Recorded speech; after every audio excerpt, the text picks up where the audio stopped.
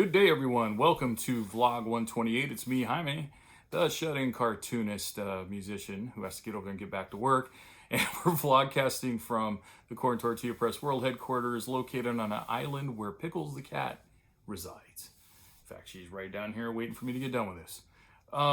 Today, I'm going to try to talk briefly on this. A film came up in a conversation with somebody online recently, and it was Ferris Bueller's Day Off. And have the unpopular opinion of that film. I don't like it because I don't like Ferris Bueller. I mean, the actor, whatever his name is, I don't give a shit to Matthew. I don't care either way. He's okay. It's the character. And I remember seeing the film when it came out in the theater. Granted, the people I was chatting with, they're younger than me. So they were like, preteen or teenagers or something. I was already like in my mid-20s or something. So, but I just didn't relate to the whole, ooh, I'm cutting school and look how elaborate I'm going to do it. And it's just the white privilege and the overt, wealth and all the bullshit that, I know it's for entertainment. I understand. I overstand that. But it just, as a character, I just was like, fuck this guy. I don't care about you, dude. Oh, boo hoo hoo. He's, I remember the scene that first time he's bitching because he didn't get a car. He got a computer. And he's got this killer sound system in his room and all this stuff. And I'm like, man, I just don't relate to you at all. And then his buddy, who, he goes over to his house. And I mean, they got like, that 1961 Ferrari that's like, X amount made. There's not many made. They don't even drive it. His dad doesn't even drive it. That kind of thing. It just, I didn't care. So there you go. And I know it's a sacred cow to some people. And you can like the movie. Doesn't matter. That's okay. It's okay you like it. I don't. I think it's a piece of shit. So there you go. But it's all subjective. That's why there's different flavors and different colors and different. The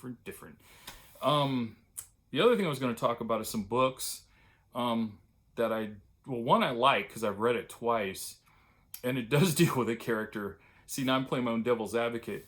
But it deals with a character of affluence, at least his background. And that's J.D. Salinger's Catcher in the Rye. I read that in high school. No, I read it just out of high school. I was just out. I was 18, almost 19. I think Avery loaned it to me or had it. And Holden Caufield, I mean, he's from a world similar to Ferris Bueller's. But, I related to him getting kicked out of a bunch of prep schools. I mean, I was unceremoniously, asked to leave a school, and, my high school, I dropped out of before, don't worry, I'm college educated, but I dropped out before graduation.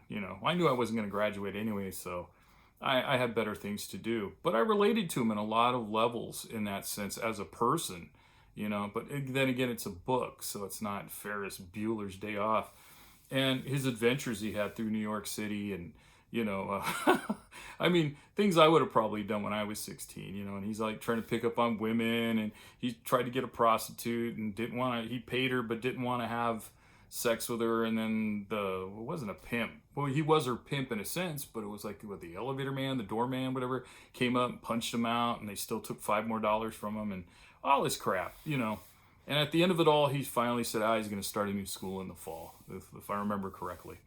But I enjoyed that. And a book I found a few years ago on one of my walks when I was still living over in Marin in Fairfax, I found a copy of The Great Gatsby, and another, white privilege type book. But, friends of mine told me it's a well-written book, which I know it is, but I still want to read it. I want to read the story. So I have that one is in line to be read, and I will let you know what I think.